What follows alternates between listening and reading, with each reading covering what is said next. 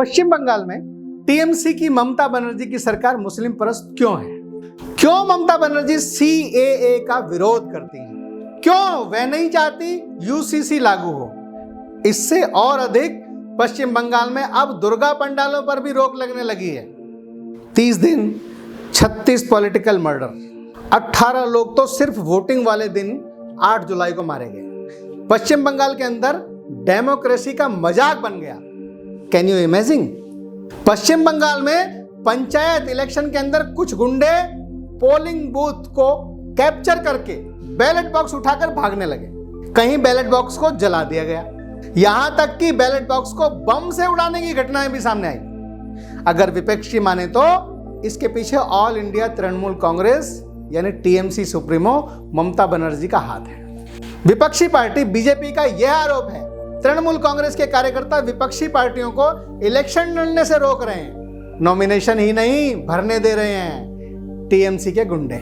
Panchayat election के announce होने के 2 दिन बाद ही टीएमसी लीडर बशीर मौला को गिरफ्तार किया गया, क्योंकि यह टीएमसी का लीडर लेफ्ट के एक लीडर को इलेक्शन में नॉमिनेशन फॉर्म भरने से ही रोक रहा था। 24 परगना डिस्ट्रिक्ट में तो टीएमसी लीडर ने एक गवर्नमेंट ऑफिसर को पीट दिया, क्योंकि उसने इस इंडियन सेकुलर फ्रंट यानी आईएसएफ के कैंडिडेट का नॉमिनेशन फॉर्म एक्सेप्ट किया। There is something fishy.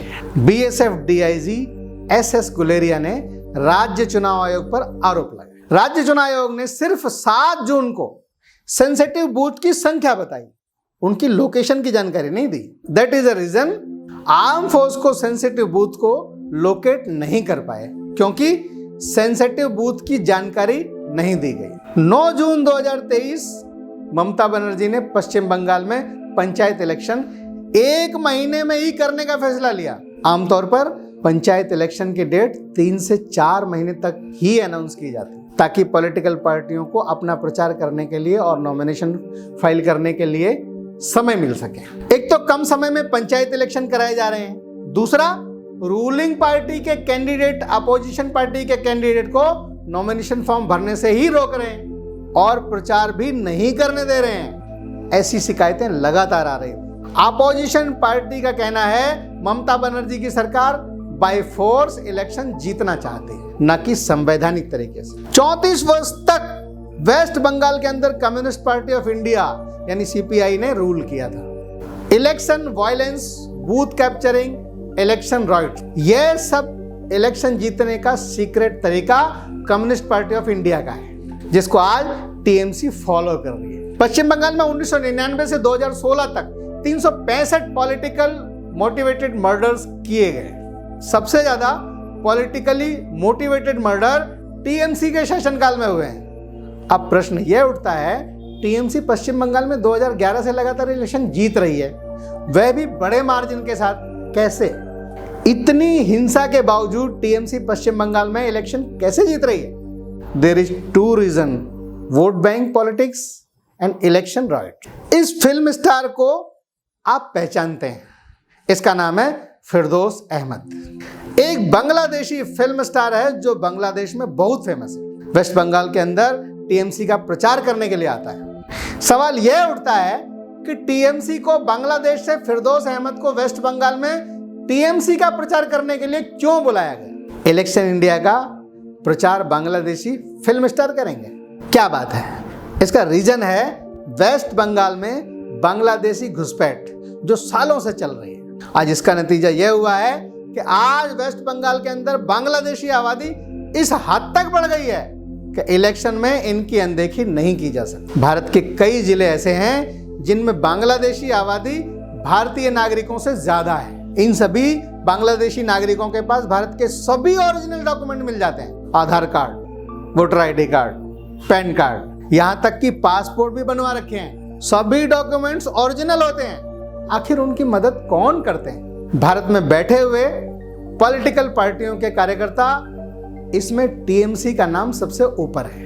यही वजह है भारत में प्रचार करने के लिए फिरदौस अहमद जैसे बांग्लादेशी फिल्म स्टार को भी वेस्ट बंगाल में टीएमसी का पॉलिटिकल प्रचार करने के लिए बुलाया जाता है। बांग्लादेशी मुसलमान और भारतीय मुसलमान टीएमसी के वोट बैंक। आइए देखते हैं वेस्ट बंगाल का डेमोग्राफिक मैप। 2011 में वेस्ट बंगाल में हिंदू आबादी 70% थी, मुस्लिम आबादी लगभग 27%। आज हम 2023 की बात करें तो एक अनुमान के अनुसार हिंदू आबादी 63% हो गई है और मुस्लिम आबादी 30% हो गई है। ये केवल एक अनुमान है। कई बॉर्डर वाले इलाकों में जैसे मालदा, मुर्शिदाबाद में मुस्लिमों की संख्या हिंदुओं से ज्यादा हो गई है। इस प्रकार आप देख ही सकते हैं डेमोग्राफिक चेंज, लगातार हिंदू आबादी घट रही है और मुसलमानों की आबादी बढ़ रही है। और इसकी वजह है बांग्लादेश से आने वाले मुसलमान और म्यांमार से आने वाले रोहिंग्या मुसलमान। वेस्ट बंगाल में 42 सीट ऐसी हैं जहां मुस्लिम मेजॉरिटी में, जैसे मुर्शिदाबाद, मालदा, नॉर्थ दिनाजपुर, साउथ दिनाजपुर, इनको ही ले लें। ये चारों जिले बांग्लादेश सीमा से लगते हैं और मुस्लिम डोमिनेटेड हैं।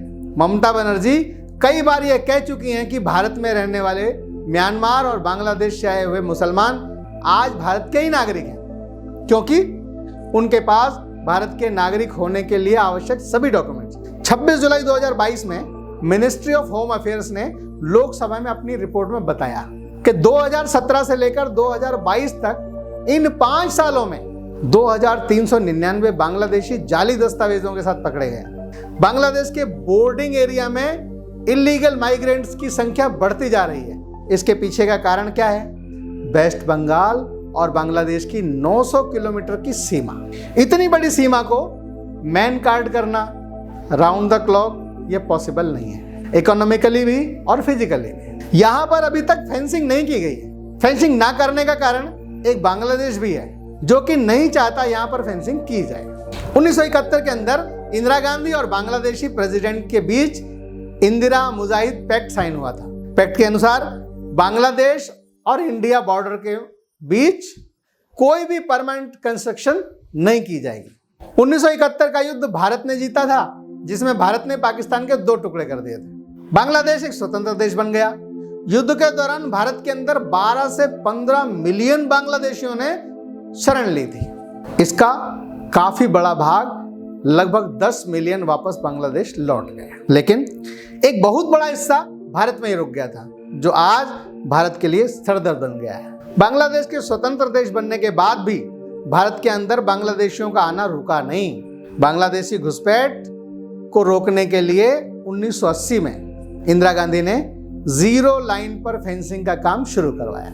लेकिन बांग्लादेश ने 1971 का इंदिरा मुजाहिद पैक्ट का हवाला देते हुए कहा कि आप 0 लाइन पर कोई कंस्ट्रक्शन नहीं कर सकते। 1971 के पैक्ट में अभी तक कोई बदलाव नहीं किया गया है। लेकिन राहत की बात यह है, केंद्र की मोदी सरकार ने बांग्लादेश के बॉर्डर में फेंसिंग का काम लगभग पूरा कर लिया है। लेकिन समस्या अभी खत्म नहीं हुई है। जनवरी 2021 को इंडिया टुडे ने एक sting operation conduct. Bangladeshi Indian citizenship कैसे हासिल करते हैं, इसका ग्राउंड रियलिटी सारा प्रोसेस अनकवर करके रख दिया। उन्होंने अपने आप को बांग्लादेशी माइग्रेंट्स बताकर भारतीय नागरिकता हासिल करनी चाहिए। इस स्टिंग ऑपरेशन के अंदर उन्होंने पाया कि वेस्ट बंगाल में कुछ money changing shops illegal migrants करवाती हैं, केवल 10,000 से 20,000 रुपए लेकर। कोलकाता से 80 किलोमीटर दूर पर्ट्रेपोल एकीकृत चेक पोस्ट पर एक शॉप मिलती है जिसका नाम था साभार एंटरप्राइजेस मनी